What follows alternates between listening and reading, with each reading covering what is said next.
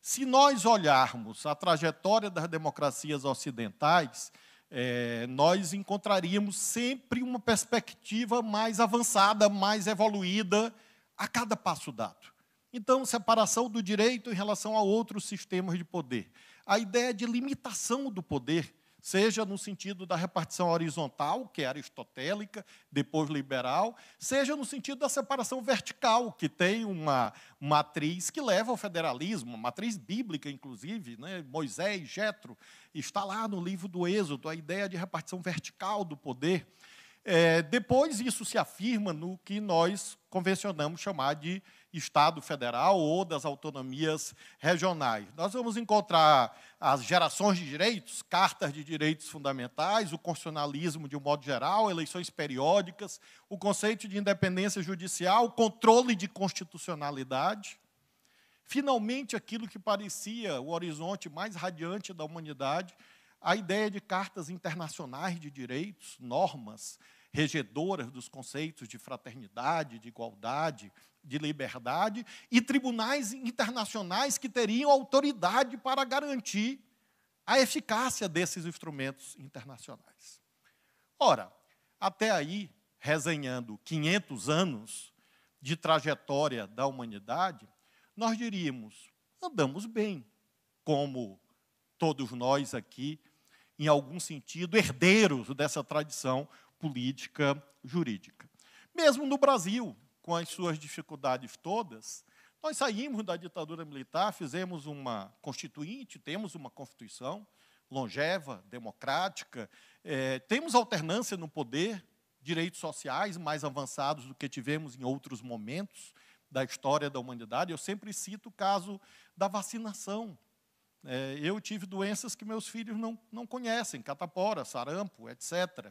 Então, quando nós olhamos este panorama, mesmo no Brasil, nós diríamos assim, o evolucionismo institucional se fez presente de modo inequívoco até que cheguemos neste momento. Sim, isto é verdade. Porém, como toda verdade, toda tese carrega no seu ventre a sua negação. A marca do nosso tempo, amigos e amigas, é que essa negação talvez não tenha sido tão contundente quanto agora. Mesmo se nós olharmos o panorama da humanidade há 100 anos atrás, década de 20, década de 30 do século XX, o apogeu do nazifascismo, a conjuntura entre guerras, Primeira, Segunda Guerra Mundial. Ali havia um questionamento desse evolucionismo que marcaria o caminho luminoso das democracias ocidentais. A meu ver, não tão agudo quanto agora. Em primeiro lugar, porque nós somos hoje postos em xeque com muito mais incisividade, velocidade e contundência do que antes. Então, eu, por exemplo, sou visto, e todos nós aqui, os professores também, todos nós, como integrantes de algo que é chamado genericamente de, entre aspas, o sistema.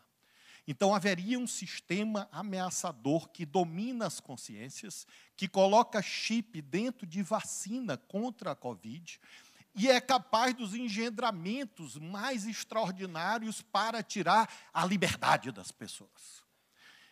Em segundo lugar, nós temos uma satanização de uma expressão outrora canonizada, e com justa razão canonizada, direitos humanos. Direitos humanos, hoje, em larga medida, é visto por imensos setores sociais como leniência com crime. Defender a violência. Uma turminha que é a favor de roubo, furto e homicídio. Diferente, obviamente, do que nós tínhamos algumas décadas atrás. Mesmo a dimensão da liberdade, nós somos voluntariamente, numa escala, a meu ver, jamais vista, levados a uma escravização cotidiana pela força da economia da atenção. A economia da atenção ganhou uma primacialidade como nunca na história da humanidade, mediante a democratização da tecnologia. Nós somos escravos do celular. As relações amorosas não são mais a dois. Elas são há 2, claro, mas tem 2 ou 3 celulares pelo meio, inclusive no sacrossanto recinto do lar. Então, está lá o cônjuge, o seu parceiro, a sua parceira, e está lá o celular pelo qual, às vezes, eles se falam mais do que pessoalmente.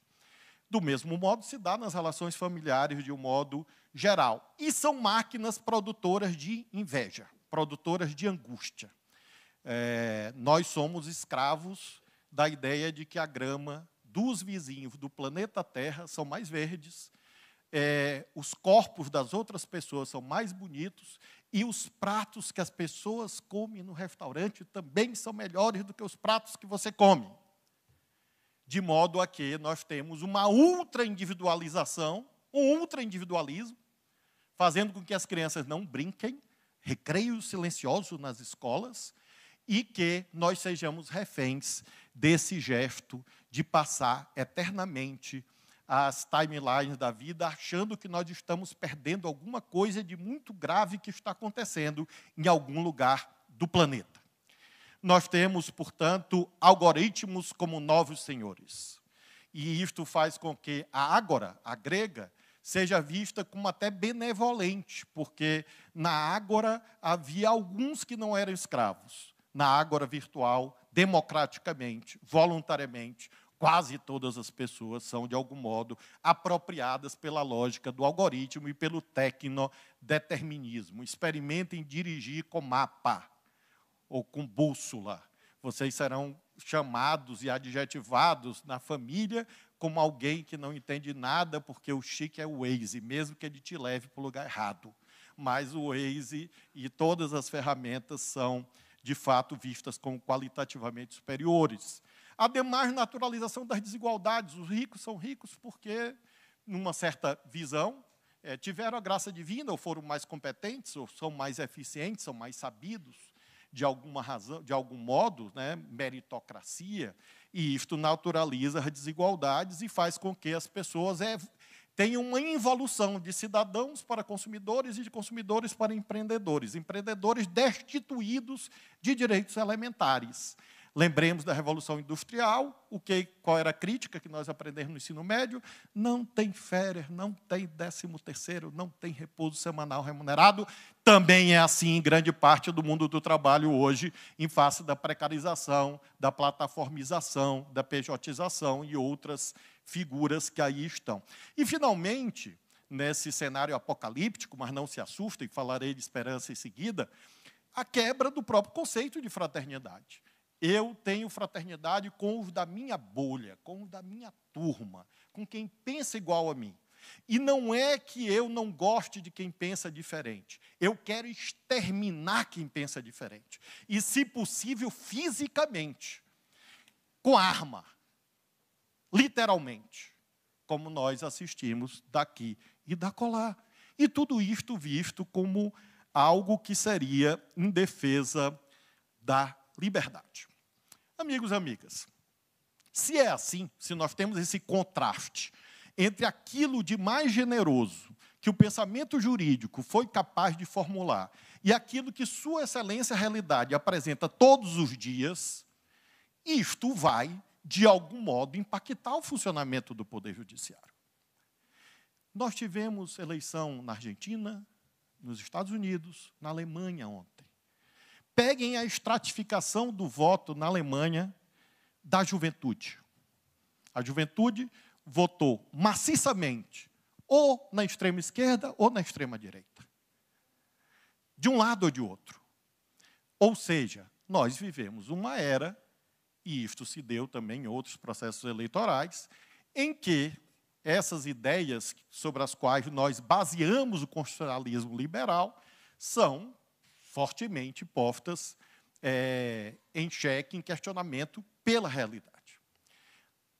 Qual é o estado da arte? Se você não consegue processualizar esses conflitos, ou eles degeneram em briga aberta, em algum tipo de ruptura, ou você pode ser tentado a buscar falsas soluções. O Poder Judiciário é exatamente um ator, um personagem, que faz parte ativamente disto tudo, dessa contradição que mencionei, mas, num certo sentido, é refém desta conjuntura. Refém em qual sentido?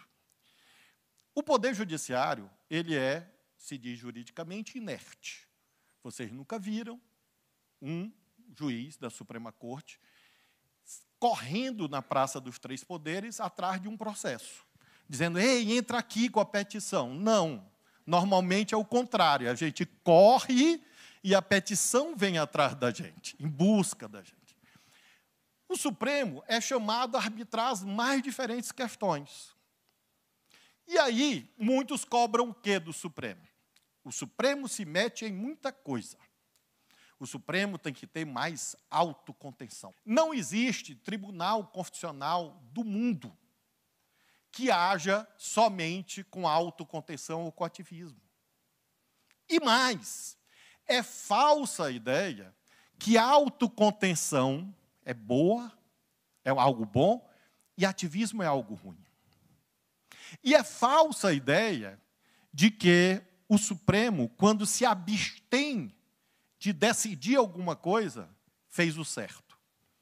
Quem tiver dúvida, olhe o julgado do Supremo sobre a deportação de Olga Benário. Uma cidadã, alemã, é verdade, casada com um brasileiro, grávida de um bebê, e que foi deportada para a Alemanha e morreu no campo de concentração, e buscou evitar essa deportação onde, adivinhem? No Supremo Tribunal Federal. E o que foi que meus colegas da época disseram? Isso é ato político, não é conosco. Autocontenção. É certo entregar uma mulher grávida para morrer no campo de concentração? E o ativismo? Essa expressão cunhada na década de 40 nos Estados Unidos.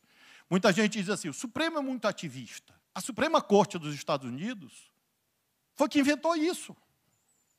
Vocês sabem para quê? Para, no século XIX, dizer que escravo não tinha direito.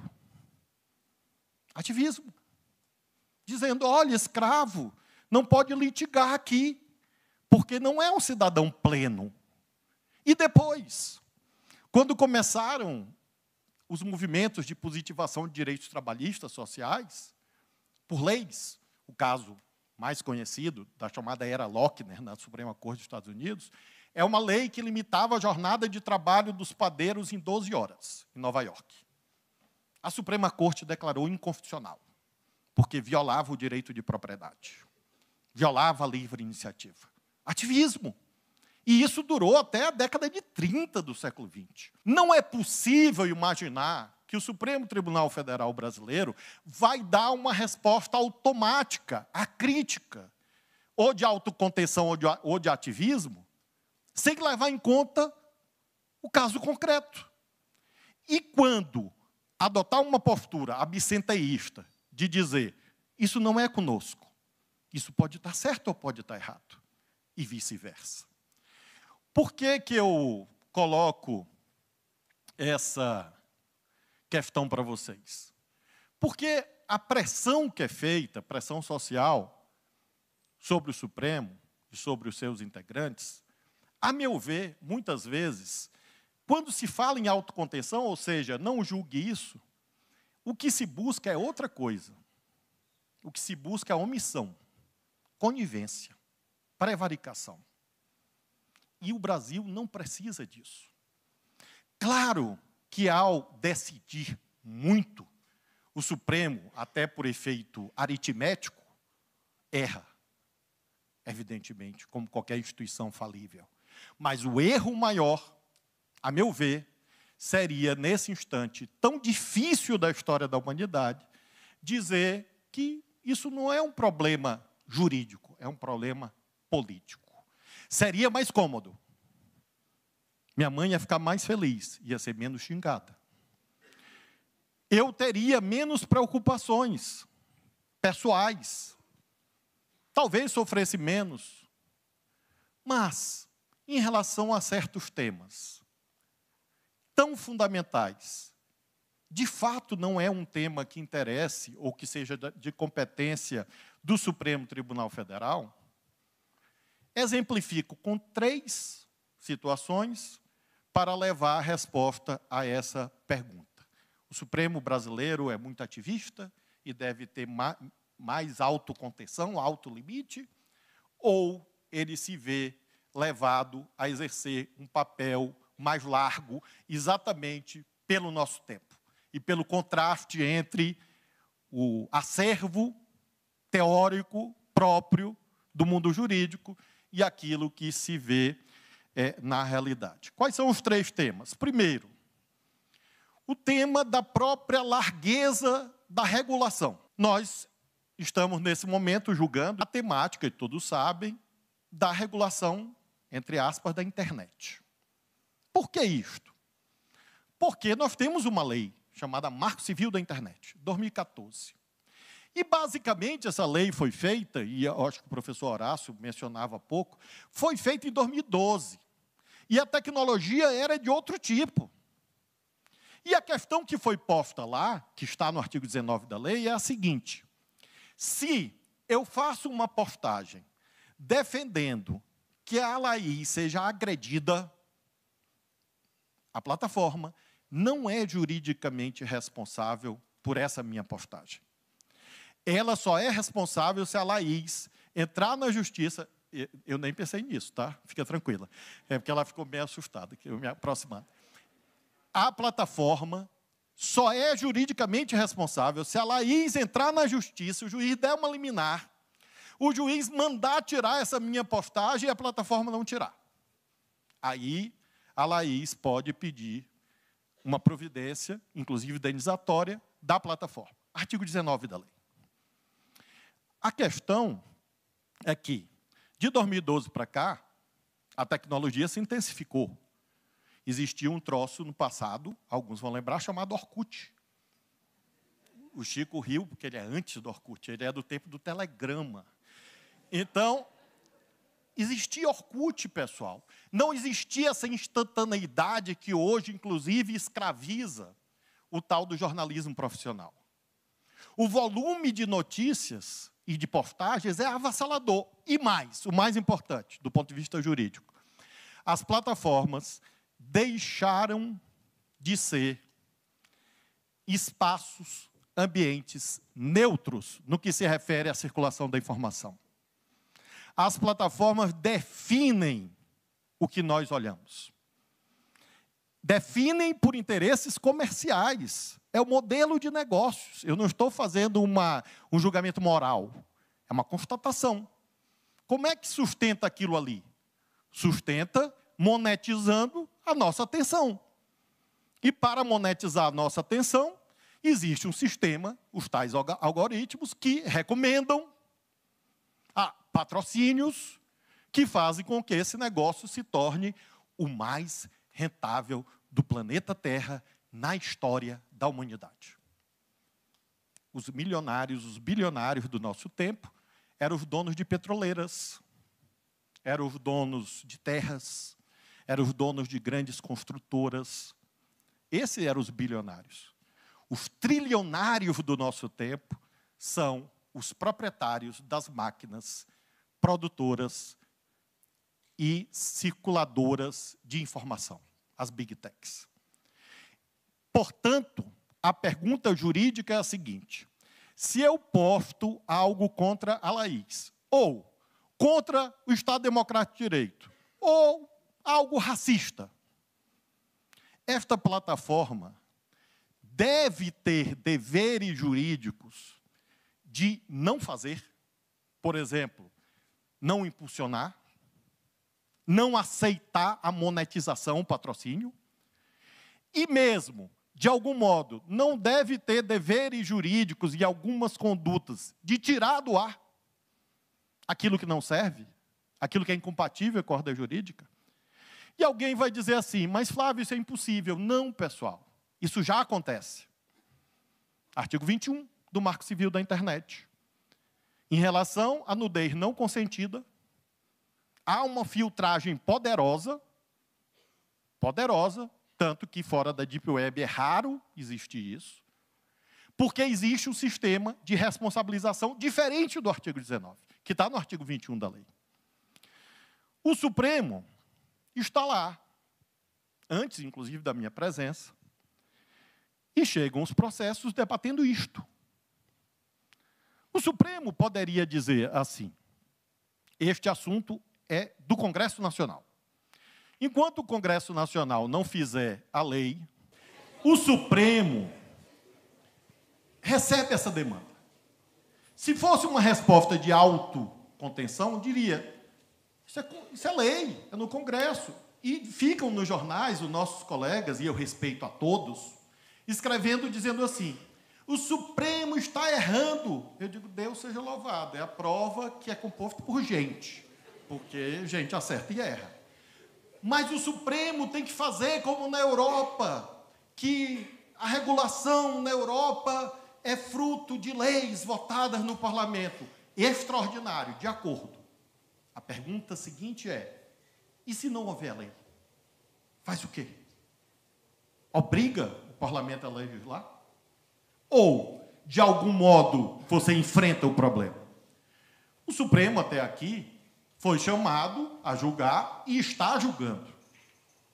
Já há 3 votos, do ministro Toffoli, ministro Fux e ministro Luiz Roberto Barroso, no sentido de haver algum tipo de responsabilização mais larga das plataformas.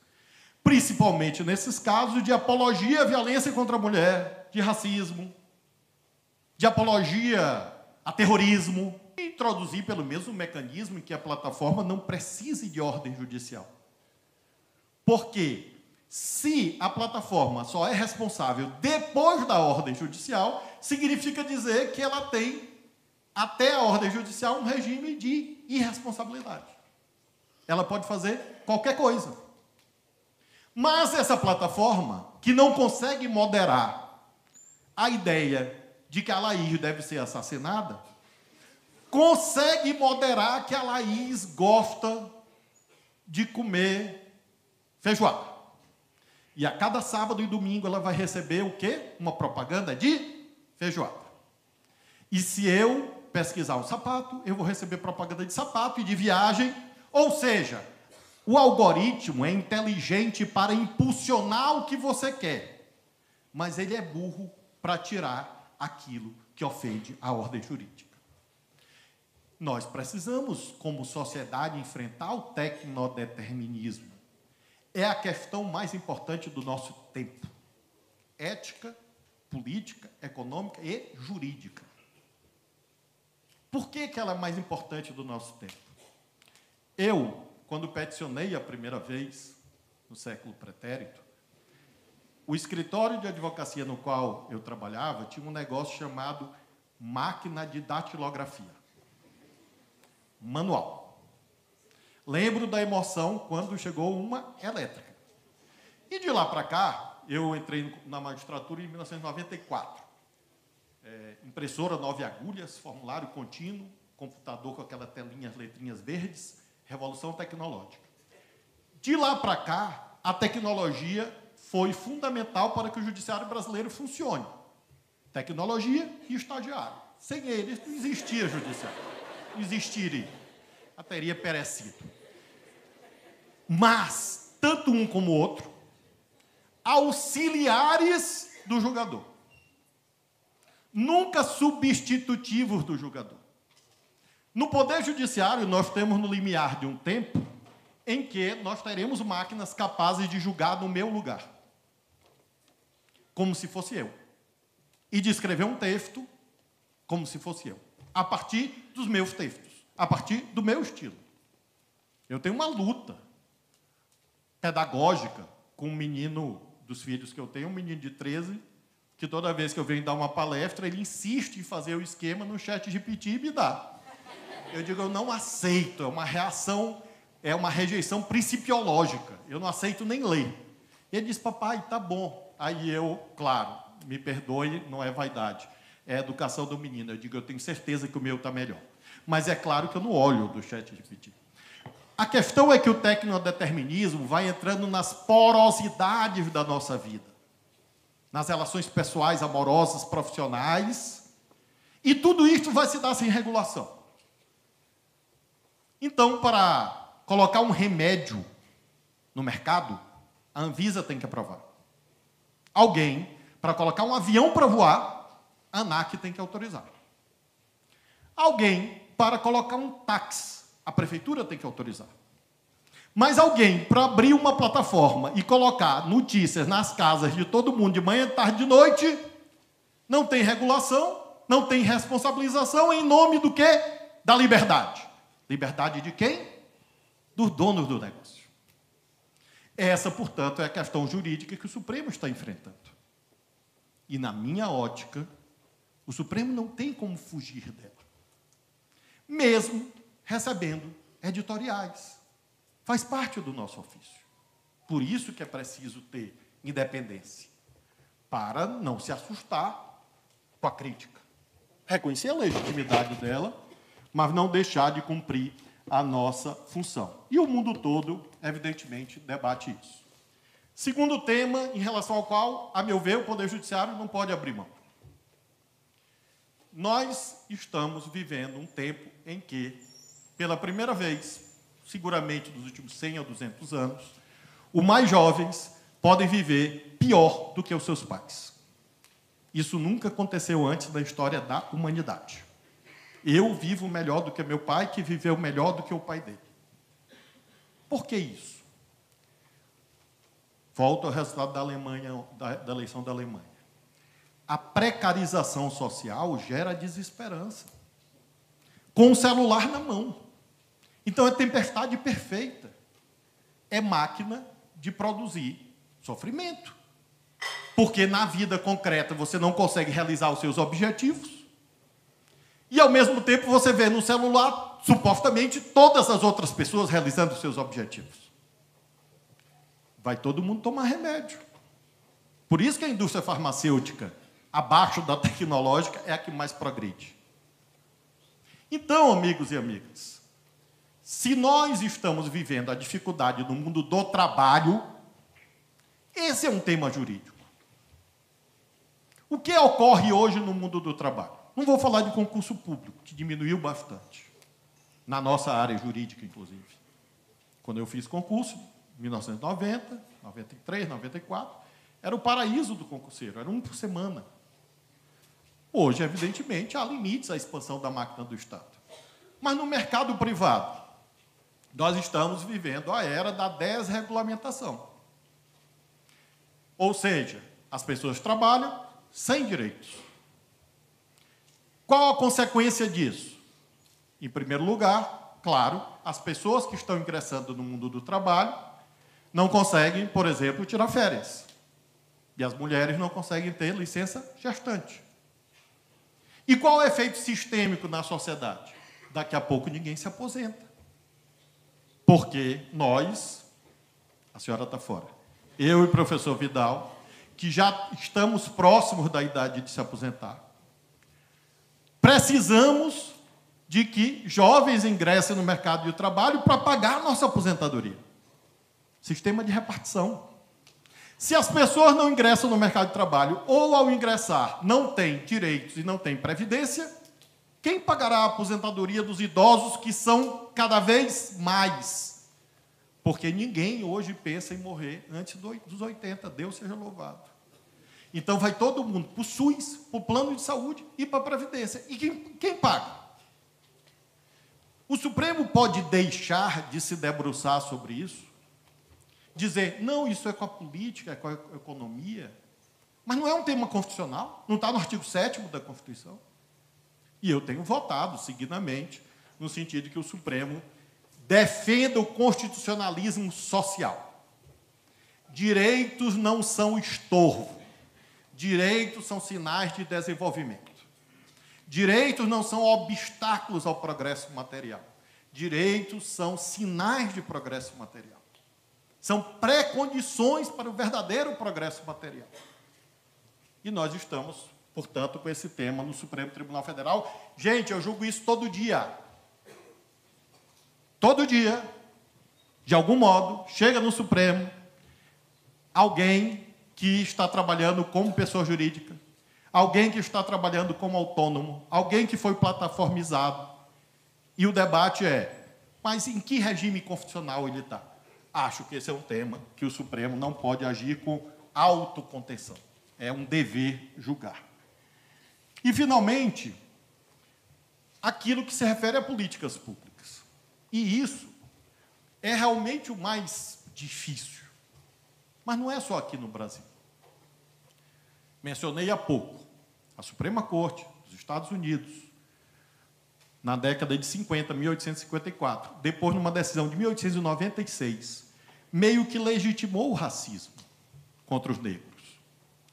Em 1954, um ex-governador da Califórnia, governador pelo Partido Republicano, Warren, foi indicado Justice da Suprema Corte. E ele pauta o debate sobre, a partir de um caso, evidentemente, em 1954, sobre a doutrina dos separados, porém iguais. Dizia assim, pode existir escola para branco, pode existir escola para negro, não é racismo, desde que as escolas sejam iguais. Entenderam? Separados, porém iguais. E a Suprema Corte disse o óbvio. Isso não. Isto aqui, obviamente, até do ponto de vista psicológico, mas não só do ponto de vista material, significa a negação de direitos das crianças negras, dos jovens negros. 1954, do ponto de vista histórico, outro dia. A dessegregação das escolas nos Estados Unidos foi um processo que se estendeu por mais de 10 anos, sob monitoramento judicial. E lá, ninguém disse que isso era invasão do Poder Judiciário de lá sobre a política pública pertencente, obviamente, em uma primeira análise do governo ou dos governos. No caso brasileiro, bom, eu não vou mencionar aqui outras decisões na Índia, na África do Sul, na Colômbia, mesmo nos Estados Unidos. Mas no caso brasileiro, pós-88, isso foi se tornando uma tendência. Eu mesmo sou relator de 3 ou 4 ações em que se debate política pública. Não a adjudicação tradicional do direito individual, mas o conteúdo e a compatibilidade de uma política pública com a Constituição. Queimada da Amazônia, queimada do Pantanal. Incêndios em São Paulo, eu sou relator também sobre incêndio em São Paulo. Ano passado, nós tivemos incêndios florestais. Uma resposta jurisdicional clássica diria, este não é um tema do Supremo, esse é um tema do Poder Executivo, é um tema do Poder Legislativo.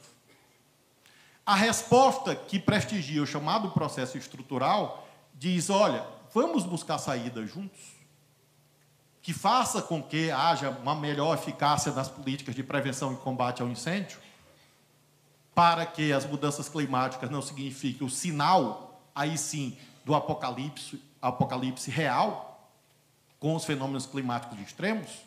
Eu sou relator dessa ação.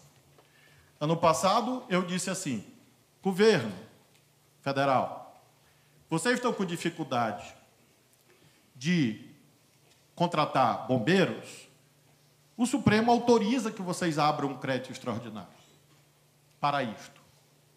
Crédito extraordinário de 500 milhões de reais. Houve um economista que disse que eu ia quebrar o Brasil por conta dessa decisão. Sendo que, para a enchente do Rio Grande do Sul, corretamente, os créditos extraordinários chegaram a 15 bilhões de reais. E não quebraram o Brasil. Mas 500 milhões na Amazônia e no Pantanal quebrariam o Brasil. Decidi, se for preciso esse ano, vamos decidir de novo. E o plenário confirmou essa decisão. E a terceira e última ação, pessoal, para ilustrar o meu ponto de vista de que o ativismo, entre aspas, não é uma opção e sim uma imposição, é aquele relativo ao chamado orçamento secreto, às emendas parlamentares. Eu chego no Supremo, lá está o processo. As emendas parlamentares, eu fui deputado, fui senador As emendas parlamentares existem, claro, mas nunca antes nessa dimensão. E a estrutura regulatória não acompanhou a elevação do montante. Por exemplo, se criou algo chamado emenda PIX. A emenda PIX permite que um deputado ou um senador imponha ao governo transferir 10 milhões para o município Y, sem que ninguém diga para onde esse dinheiro vai. Se vai para a educação, se vai para a saúde, se vai para construir uma creche, se vai para comprar um equipamento. Eu acho que isso é incompatível com a Constituição. Tanto de adversário e de inimigo que eu já ganhei, porque eu disse, minha gente, vocês que escreveram na Constituição, não fui eu, não. Transparência e rastreabilidade. E outros aspectos mais dessas decisões, essa semana há, outra também, quando me perguntam quando é que o processo acaba, eu disse, olha, a desagregação racial nos Estados Unidos demorou 10 anos.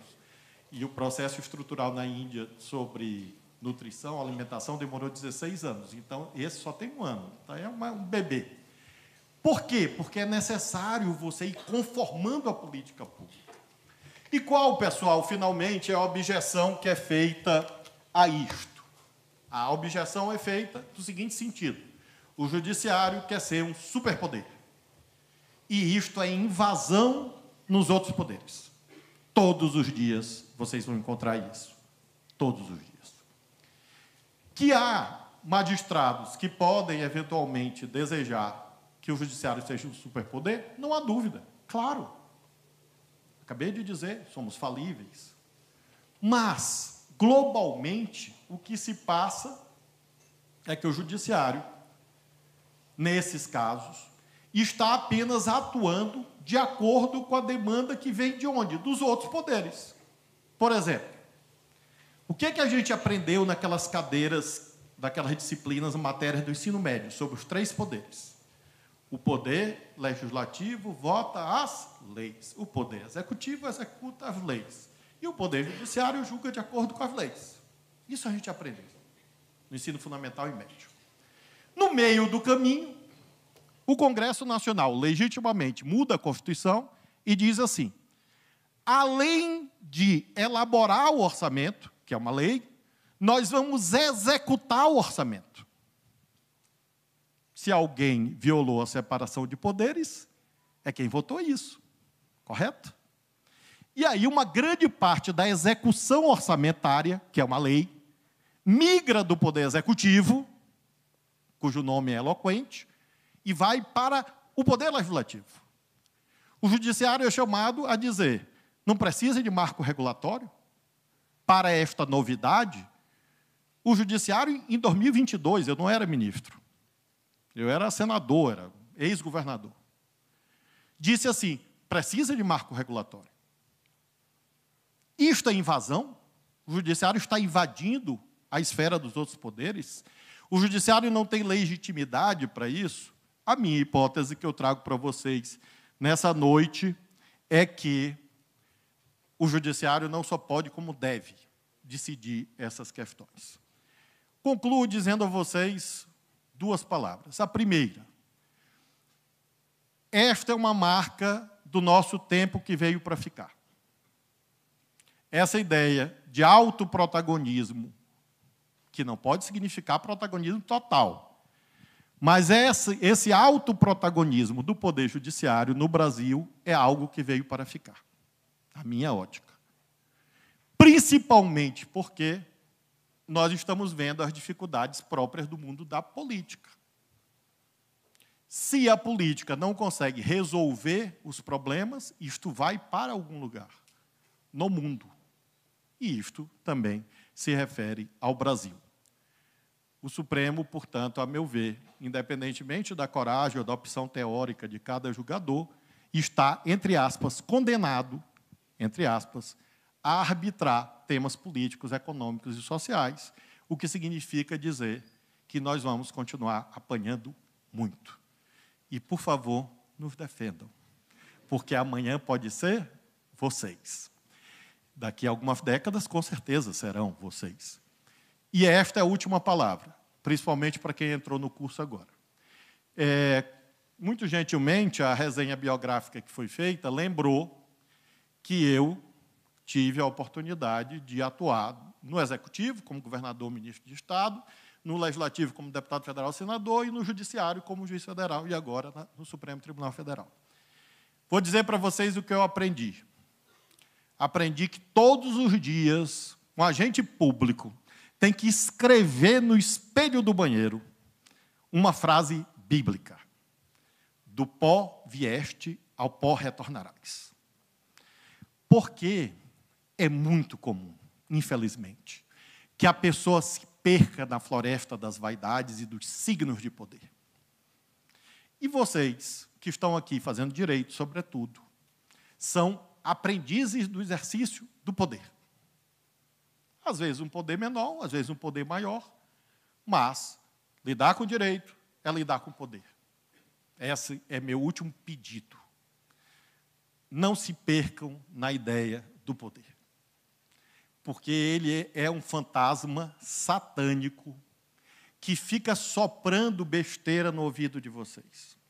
Então, quando vocês se formarem, quando vocês receberem aqui a beca, e aquele negócio que põe na cabeça, que eu esqueci o nome, se orgulhem a família de vocês, mas lembrem que aquilo ali é sinal de compromisso, de serviço. E quando vocês forem juízes, delegados, promotores, professores, advogados e todos esses ramos da área jurídica, não percam essa dimensão do humanismo. Isso é que dá sabor à vida, isso que dá sentido à vida. Espero que vocês, quando concluírem o curso, os mais novos, os mais antigos, se lembrem disso. Porque essa é a forma pela qual, nessas funções todas, eu posso dizer a vocês que eu procurei fazer o melhor, errei muito, claro que tem acertos, mas, sobretudo, imprimir aquilo que um amigo meu chamou de constitucionalismo sorridente. Só ri quem dorme em paz. E quem serve ao outro, quem serve às pessoas, esses são os que verdadeiramente dormem em paz. Então, no aprendizado do poder que vocês terão, lembrem lá, para homenagear a PUC, homenagear o nosso irmão Papa Francisco, que Jesus Cristo lavou o pé dos apóstolos. Essa é uma lição fundamental para nós do direito. Muito obrigado.